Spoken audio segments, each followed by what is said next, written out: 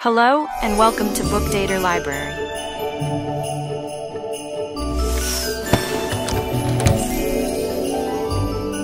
The Romance of a Christmas Card. If you are new to our channel, we recommend you to read from the first chapter in this playlist. Chapter 4. Well, the problem never was solved, never in this world, at least. And those who were in the sitting room chamber when Eva was shown her two babies lying side by side on a pillow never forgot the quick glance of horrified incredulity or the shriek of aversion with which she greeted them. Letty had a sense of humor, and it must be confessed that when the scorned and discarded babies were returned to her, and she sat by the kitchen stove trying to plan a second bottle, a second cradle, and see how far the expected baby could divide its modest outfit with the unexpected one, she burst into a fit of hysterical laughter mingled with an outpour of tears. The doctor came in from the sick room puzzled and crestfallen from his interview with an entirely new specimen of womankind.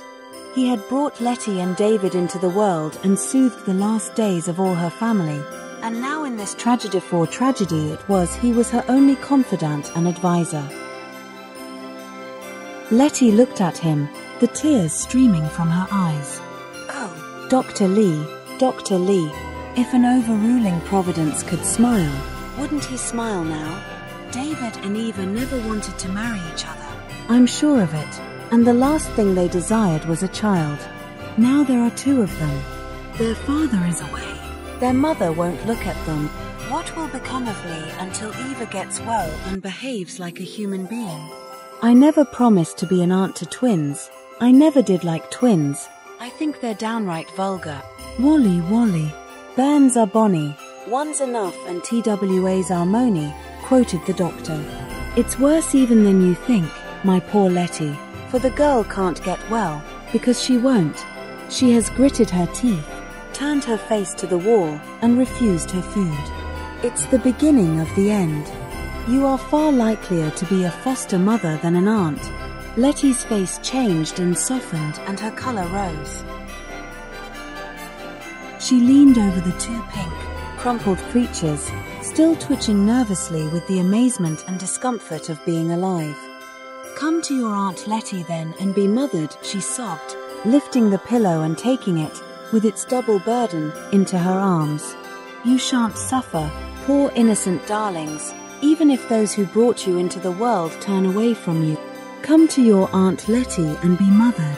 That's right, said the doctor over a lump in his throat. We mustn't let the babies pay the penalty of their parents' sins, and there's one thing that may soften your anger a little. Letty, Eva's not right. She's not quite responsible. There are cases where motherhood, that should be a joy, brings nothing but mental torture and perversion of instinct. Try and remember that, if it helps you any. I'll drop in every 2 or 3 hours, and I'll write David to come at once. He must take his share of the burden. Well, David came, but Eva was in her coffin. He was grave and silent, and it could not be said that he showed a trace of fatherly pride. He was very young, it is true, thoroughly ashamed of himself, very unhappy, and anxious about his new cares. But Letty could not help thinking that he regarded the twins as a sort of personal insult, perhaps not on their own part, nor on Eva's, but as an accident that might have been prevented by a competent providence. At any rate, he carried himself as a man with a grievance, and when he looked at his offspring, which was seldom, it seemed to Letty that he regarded the second one as an unnecessary intruder and cherished a secret resentment at its audacity in coming to this planet uninvited. He went back to his work in Boston without its having crossed his mind that anybody but his sister could take care of his children. He didn't really regard them as children or human beings. It takes a woman's vision to make that sort of leap into the future. Until a newborn baby can show some personal beauty, evince some intellect, stop squirming and squealing, and exhibit enough self-control to let people sleep at night, it is not, as a rule, persona grata or to anyone but its mother.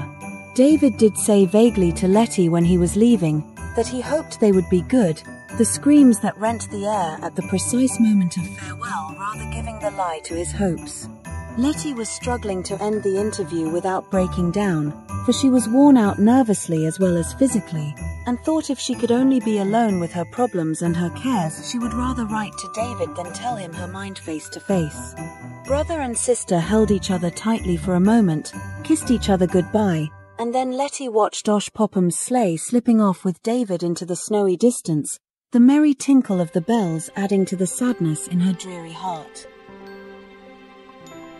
Dick gone yesterday, Dave today, Beulah without Dick and Dave.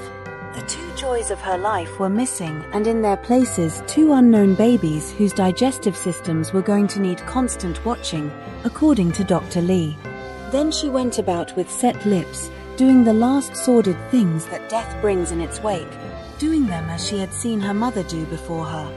She threw away the husks in Eva's under mattress and put fresh ones in. She emptied the feathers from the featherbed and pillows and aired them in the sun while she washed the ticking. She scrubbed the paint in the sick room, and in between her tasks learned from Clarissa Perry the whole process of bringing up babies by hand. That was 3 years ago. At first David had sent $10 a month from his slender earnings, never omitting its save for urgent reasons. He evidently thought of the twins as company for his sister and their care a pleasant occupation, since she had almost a living income, taking in a few coats to make, just to add an occasional luxury to the bare necessities of life provided by her mother's will. His letters were brief, dispirited, and infrequent, but they had not ceased altogether till within the last few months, during which letters to him had been returned from Boston with "not found" scribbled on the envelopes. The firm in whose care Letty had latterly addressed him simply wrote, in answer to her inquiries, that Mr. Gilman had not been in their employ for some time and they had no idea of his whereabouts. The rest was silence. Thanks for tuning in to the Bookdator Library. If you enjoyed this audiobook, don't forget to give it a thumbs up and share it with fellow book lovers. And hit that subscribe button and ring the bell. Ho, ho, ho, ho!